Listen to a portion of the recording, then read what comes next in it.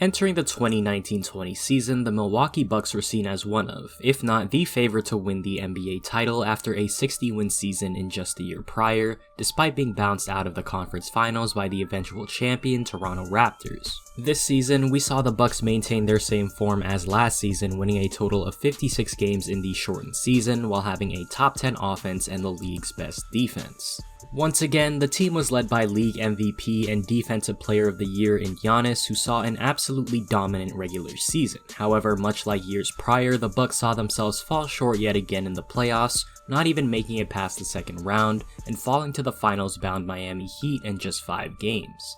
There were clear deficiencies on the offensive end, with poor shooting from the three-point line that series from Milwaukee at just around 33%. As well as a very stagnant half-court offense and a glaring lack of adjustments which featured Giannis attempting to drive into 3 defenders, or him being delegated into a glorified screen setter. It was clear that while Milwaukee was a great team, they were severely lacking in some departments. So, during this offseason, the primary goal is to acquire some sort of playmaker that can distribute the ball and run an offense. The thing is, while Giannis is capable of this, he's clearly much better when he is attack-oriented, either in the open court or down low in the post. However, because of Milwaukee's lack of a true playmaker, he is forced into a distributing role. The prime target and the talk of the offseason for Milwaukee has definitely been Chris Paul, who we saw this season prove that he still has a lot of gas in the tank, even though he's not necessarily in his prime. He nearly willed the Thunder to an upset over the Houston Rockets, averaging 21.3 points, 7.4 rebounds, 5.3 assists, and 1.6 steals, while shooting a very efficient 49% from the field and 37% from 3. And with him on the team, they not only get a primary ball handler and playmaker, but they also get another guy who can create a shot at the end of games, along with Chris Middleton. They also get an elite defender at the point guard position, and they get another leader and a guy with years of player experience on their team. However, should they be unable to get CP3, another target for Milwaukee to consider is potentially Jrue Holliday, who has proved over the years he is one of the best two-way combo guards in the league. While not the playmaker or shooter that CP is, he's definitely on the same caliber defensively and has proven that he has what it takes to run an offense. And on top of this, Jrue's contract is nearly $16 million cheaper than Chris Paul's. Should the Bucks unfortunately not be able to get any of these guys, they would have to look into free agency for some relatively cheap veterans who could run the offense off the bench.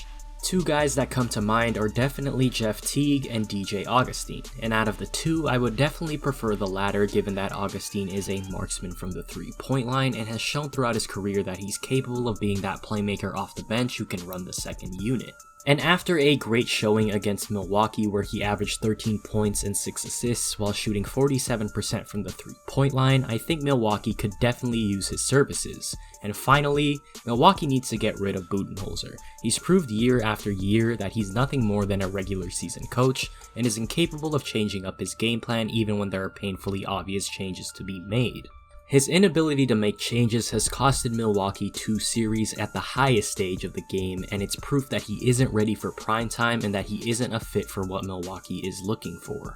As for the NBA draft, the Bucks find themselves with the 24th pick despite holding the best record in the NBA as they acquired the pick from the Indiana Pacers, and it's here where the Bucks will want to draft an instant impact rookie, much like they did with Malcolm Brogdon in the 2016 draft. But hopefully this time they don't let this guy walk if he turns out to be a good player like Brogdon is. There are 2 guys I would love to see the Bucks draft, and it'd either be Nico Mannion or Tyrese Maxey. In Nico Mannion, you get a very crafty guard who is capable of running an offense, especially when in pick and roll situations. He'd be a great addition for Milwaukee off the bench, creating for guys like Dante DiVincenzo, George Hill, Ersan Ilyasova, and presumably Pat Connaughton if Milwaukee decides to bring him back.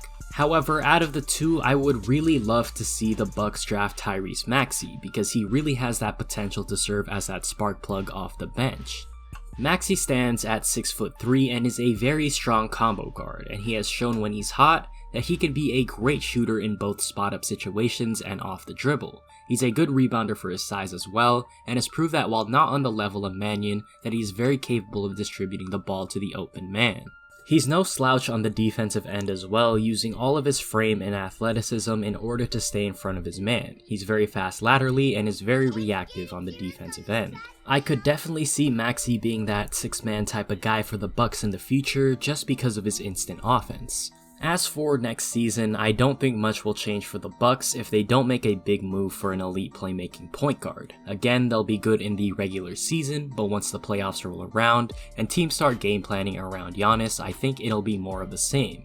Milwaukee needs to make a move, given it's Giannis' last year on his contract. However, with all that being said, these are just my opinions, so let me know in the comments below what you think the Bucks are going to do this offseason and whether or not they're going to win the championship next year.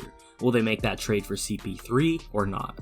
Thank you very much for watching the video, and if you enjoyed it, hit the like button and subscribe to the channel as well, as we'll be posting 2 times a week, so turn on post notifications to be on the lookout for that.